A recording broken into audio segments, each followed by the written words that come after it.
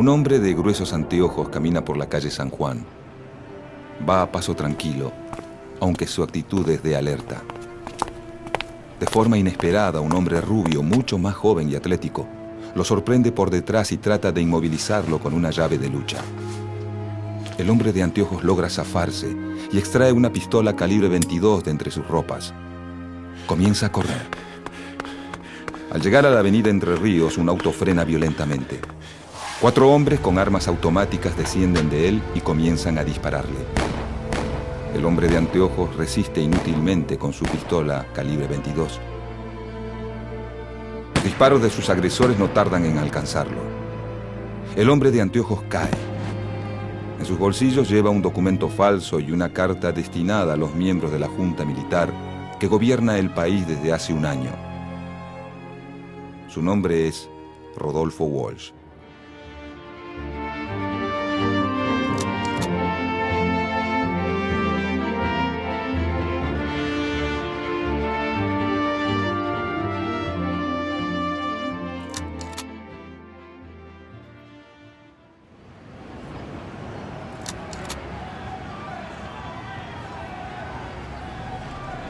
El 24 de marzo de 1976, tras casi 2 años de gobierno de María Estela Martínez de Perón, marcados por una aguda crisis económica y una violencia política creciente, las Fuerzas Armadas argentinas toman el control del país.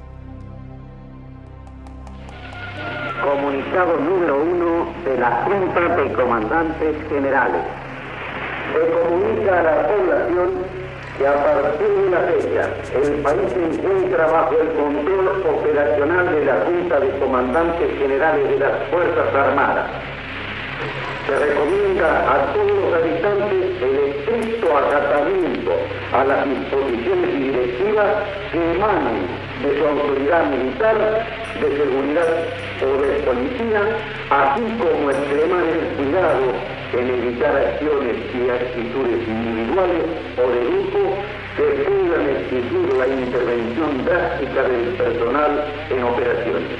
Firmado Jorge Rafael Videla, Teniente General, Comandante General del Ejército.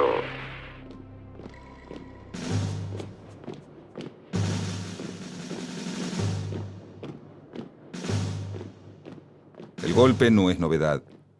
Desde hace más de 40 años, las Fuerzas Armadas tienen una actuación decisiva en la política argentina y las interrupciones de la vida democrática son ya una constante. A diferencia de las anteriores dictaduras, el nuevo gobierno involucra las 3 armas por igual. Ejército, Marina y Fuerza Aérea, en todos sus escalafones, están comprometidos con las políticas de la Junta Militar, órgano superior de gobierno presidido por el Teniente General Jorge Rafael Videla y secundado por el almirante Emilio Eduardo Macera y el brigadier Orlando Ramón Agosti. El proceso de reorganización nacional, nombre con el que se presenta la nueva dictadura, pretende poner un corte definitivo a la dinámica política y social iniciada en 1945 con la llegada del peronismo. Su intención es disciplinar a la sociedad argentina en un nuevo proyecto de país ordenado, sin huelgas, conflictos ni movilizaciones populares. Con una clase obrera más obediente y un Estado con menos intervención en las relaciones económicas y sociales. El proyecto de los militares cuenta con el apoyo de muchos civiles, grupos financieros, grandes empresarios, terratenientes y gran parte de la jerarquía de la Iglesia Católica avalan las políticas de la dictadura y justifican todas las acciones necesarias para llevarlas a cabo. La estrategia política de la Junta Militar tiene un eje central: la eliminación sistemática de toda actividad política, social y cultural que el gobierno considere subversiva. A partir de marzo de 1976, la definición de subversivo no es aplicada solamente a las organizaciones armadas revolucionarias y a la militancia de izquierda. También se extiende a obreros, sindicalistas, artistas, estudiantes e intelectuales que se muestren en desacuerdo con las políticas del nuevo régimen. A ojos del gobierno militar, también son subversivos la literatura latinoamericana, el rock y la matemática moderna.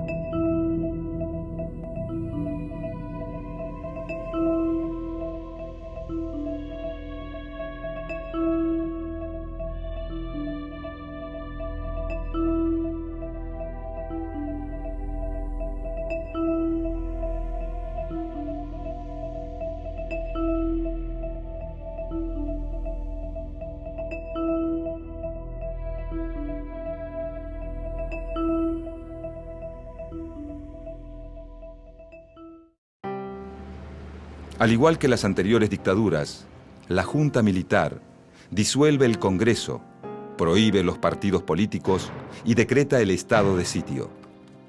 Las políticas de represión estatal, iniciadas durante el gobierno de Isabel Perón con la AAA y el operativo Independencia, son ampliadas y ejecutadas con un nivel de violencia y organización mucho mayor. Detenciones masivas, secuestros y asesinatos en la vía pública se convierten en una escena cotidiana.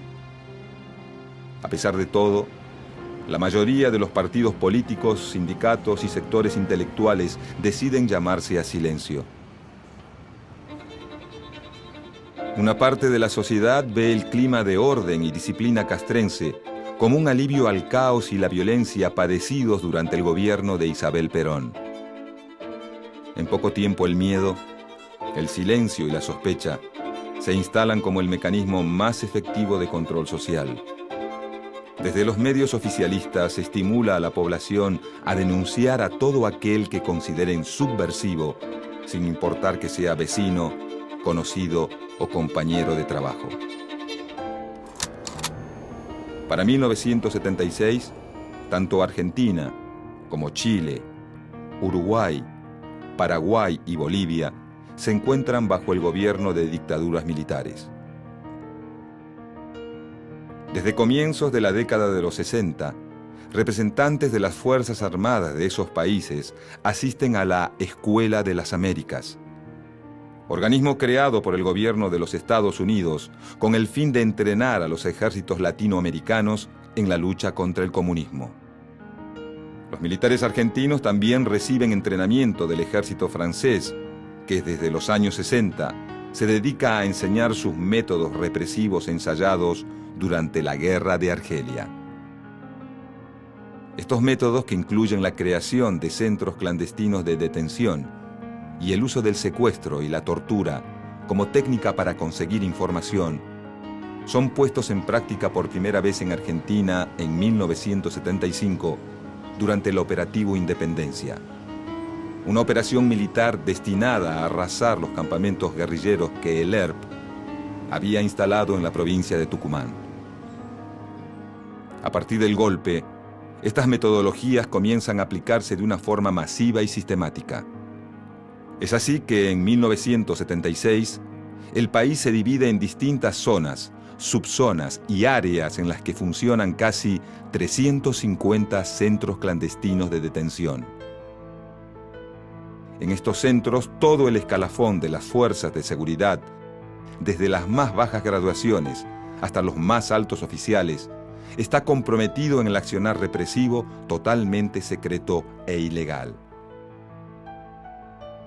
El método más habitual es el de la desaparición forzada de personas, que consiste en secuestrar a los presuntos subversivos, ya sea en sus hogares, lugares de trabajo o en plena vía pública, para llevarlos raudamente a cualquiera de los centros de detención, que generalmente funcionan dentro de reparticiones militares o policiales, como la Escuela de Mecánica de la Armada y Campo de Mayo, o en lugares especialmente acondicionados como La Perla, El Atlético y Mansión Seré. Colmadas las cárceles ordinarias, crearon ustedes en las principales guarniciones del país virtuales campos de concentración, donde no entra ningún juez, abogado, periodista u observador internacional. El secreto militar de los procedimientos invocado como necesidad de la investigación, convierte a la mayoría de las detenciones en secuestros, que permiten la tortura sin límite y el fusilamiento sin juicio. Una vez ingresado en el centro clandestino de detención, el detenido desaparecido es torturado y sometido a condiciones extremas de vida que incluyen aislamiento, escasa alimentación y la prohibición expresa de hablar o ponerse de pie. Para evitar el contacto visual con sus captores y con otros en igual situación, todos los detenidos llevan los ojos vendados o son encapuchados. El método de tortura más habitual, usado en los centros de detención, es la picana eléctrica, empleada generalmente para conseguir información sobre la vida y sobre las actividades de los prisioneros. Este método es aplicado a todos los detenidos, incluidos los ancianos, los discapacitados y las mujeres embarazadas. Muchas de ellas son obligadas a dar a luz en los mismos centros de detención y sus hijos son luego apropiados por los mismos represores o entregados a familias allegadas a los militares. El potro, el torno, el despellejamiento, la sierra de los inquisidores medievales reaparecen en los testimonios junto con la picana, el submarino, el soplete de las actualizaciones contemporáneas. La fase final de la represión es la eliminación física de los detenidos. Durante los primeros años de la dictadura, el método más frecuente consiste en fraguar enfrentamientos armados en los descampados del Gran Buenos Aires.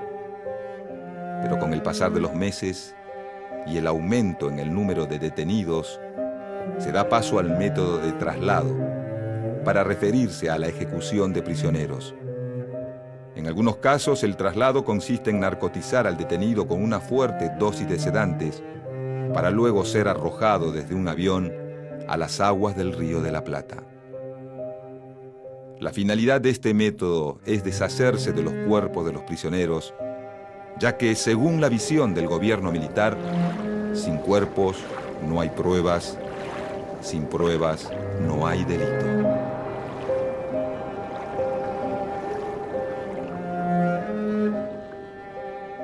Pero mientras sea desaparecido no puede tener ningún tratamiento especial. Es una incógnita, es un desaparecido.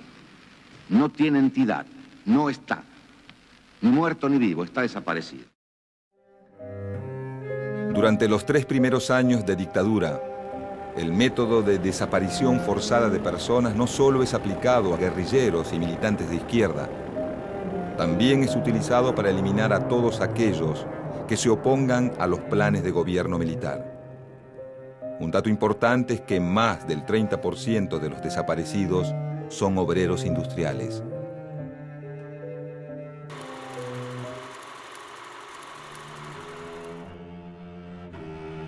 A fines de 1978, los militares argentinos consideran que su misión de combatir a la subversión está cumplida, por lo que deciden desactivar la mayoría de los centros clandestinos de detención.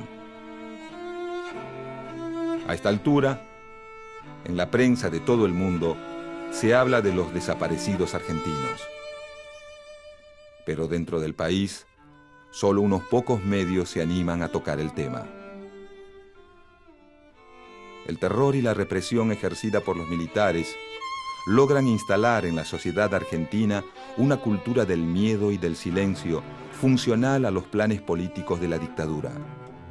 Muy pocos se preguntan qué pasó con las personas que fueron arrancadas de sus domicilios y lugares de trabajo sin que nunca más se haya vuelto a saber de ellas. En este momento, un grupo de mujeres, cuyo objetivo inicial es lograr una audiencia con el presidente de facto, comienza a reunirse en la Plaza de Mayo reclamando el paradero de sus hijos.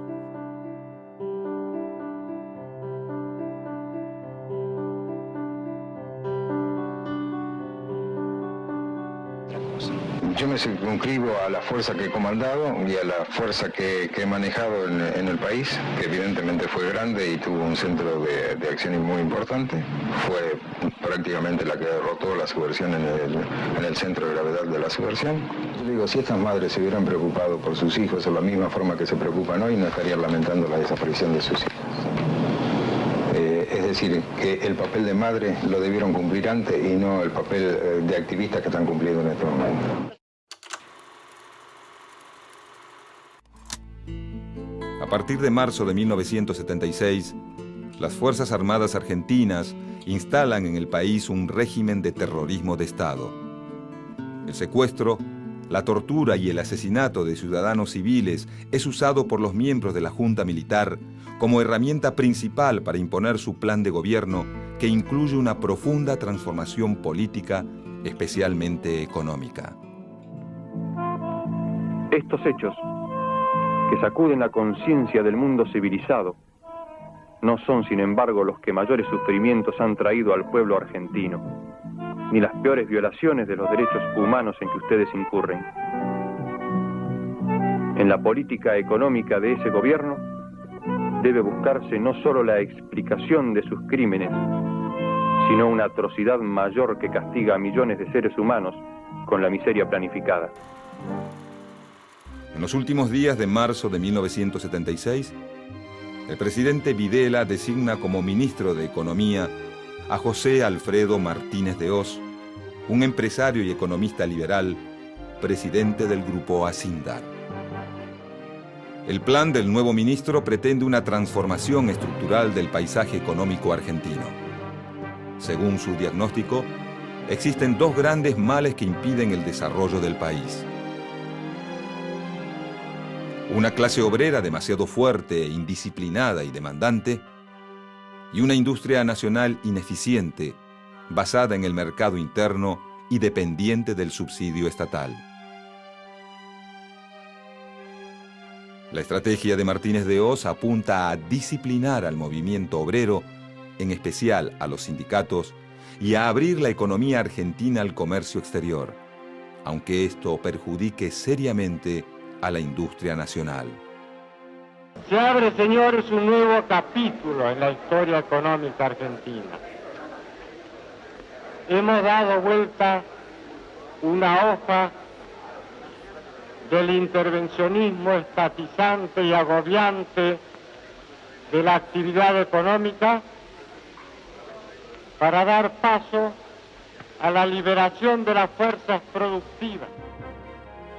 Con el fin de frenar la inflación heredada del gobierno anterior, el nuevo ministro congela los salarios por un periodo de 3 meses.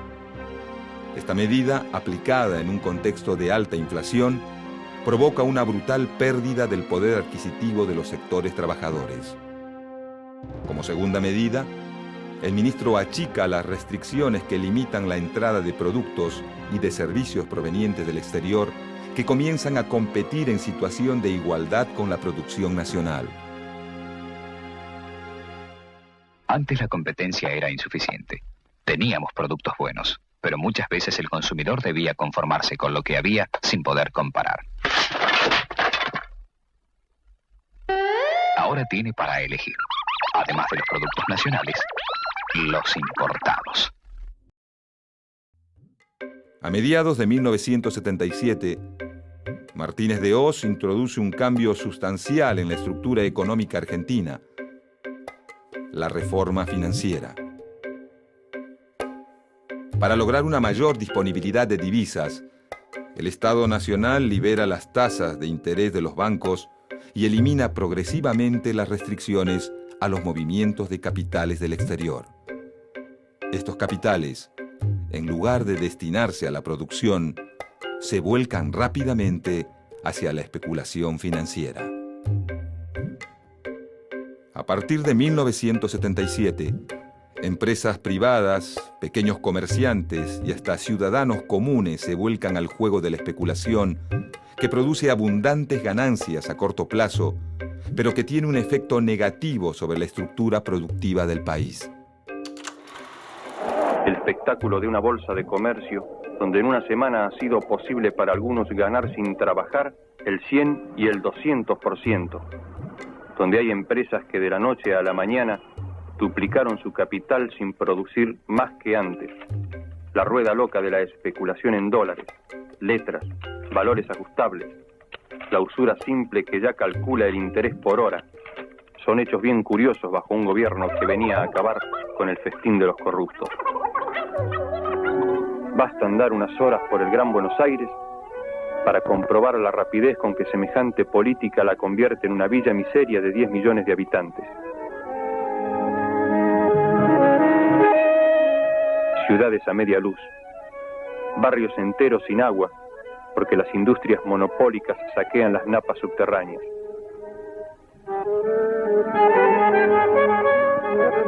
Millares de cuadras convertidas en un solo bache, porque ustedes solo pavimentan los barrios militares y solo adornan la Plaza de Mayo.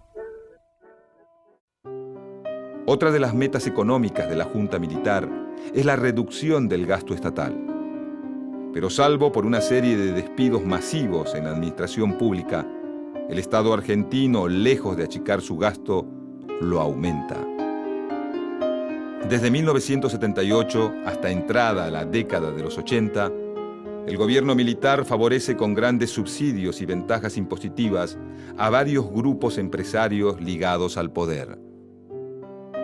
Al mismo tiempo, se dedica a financiar obras públicas de gran magnitud, como las autopistas de la ciudad de Buenos Aires, la central atómica Atucha II y el canal de televisión ATC, otorgando las concesiones a empresas privadas de conocidos vínculos con miembros del gobierno.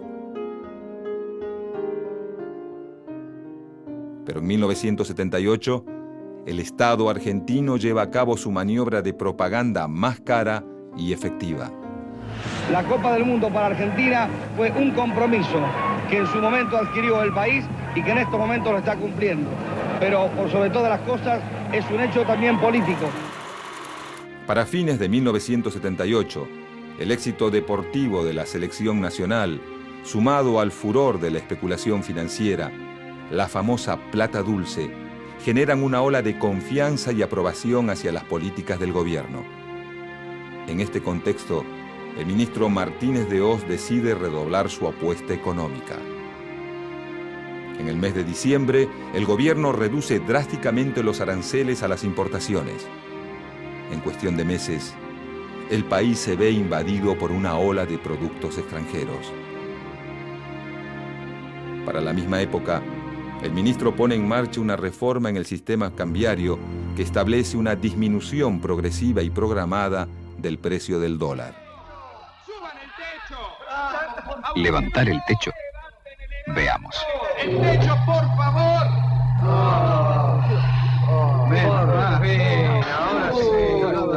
Inmediatamente se levantará el piso. ¡Se mueve el piso! Esto es mayor inflación. Todo quedaría como antes. ¡El techo! Entonces, por favor. ¿Qué hizo el gobierno con las nuevas medidas? Está bajando el piso, el piso. Bajó el piso. Ahí está el secreto. Los resultados de esta reforma, conocida como la tablita, son inmediatos. El dólar baja, por lo que gran parte de la clase media argentina se lanza masivamente a la compra de productos importados. Viajes al exterior, tours de compras a Brasil y cuantiosas ventas de electrodomésticos made in Taiwán son una postal de esta época de consumo desmesurado. Mientras tanto, la inflación no cede y para 1979 alcanza un índice del 160%. Pero el golpe más grave lo recibe la industria nacional, que al no poder competir en calidad, variedad y precio con los productos importados, cae en un periodo de estancamiento.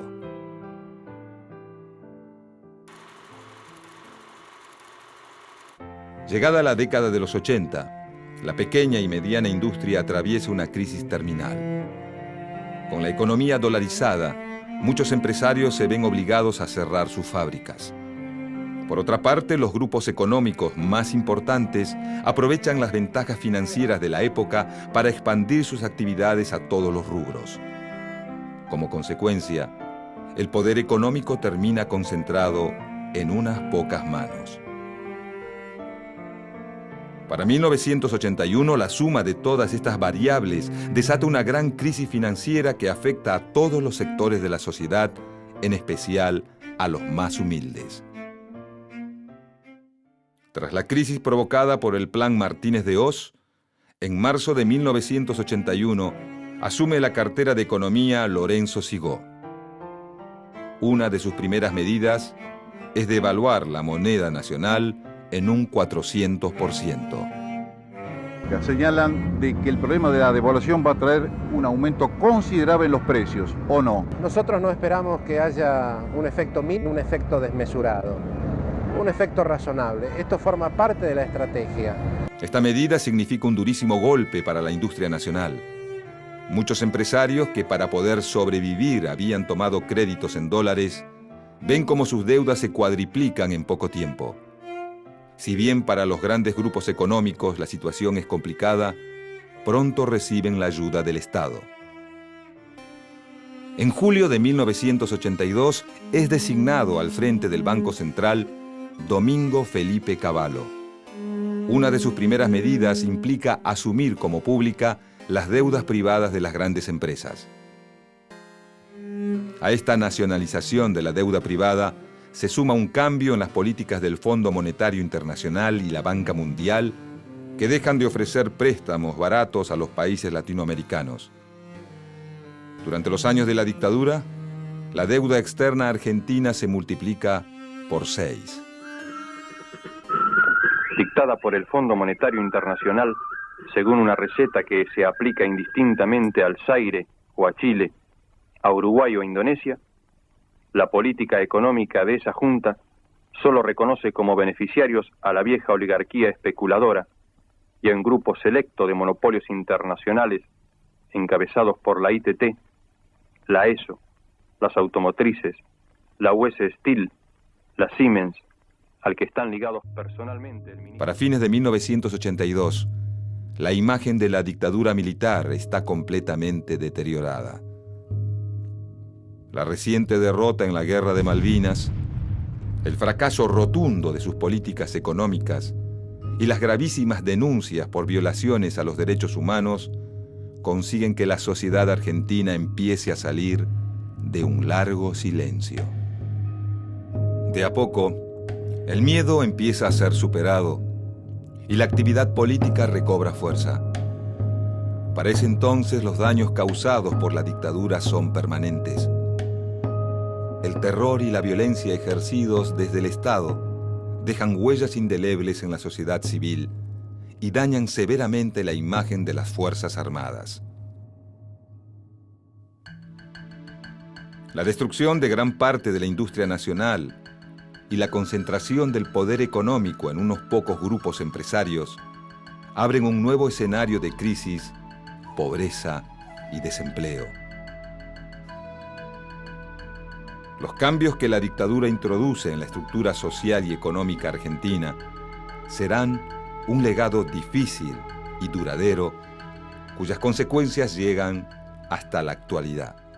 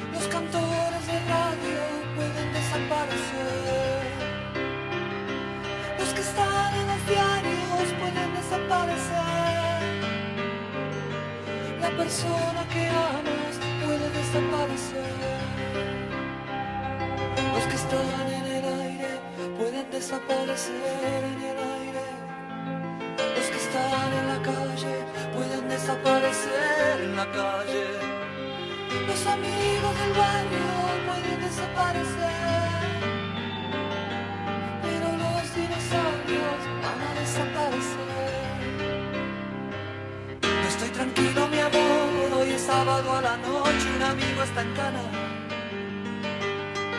Oh, mi amor, desaparece el mundo. Si los pesados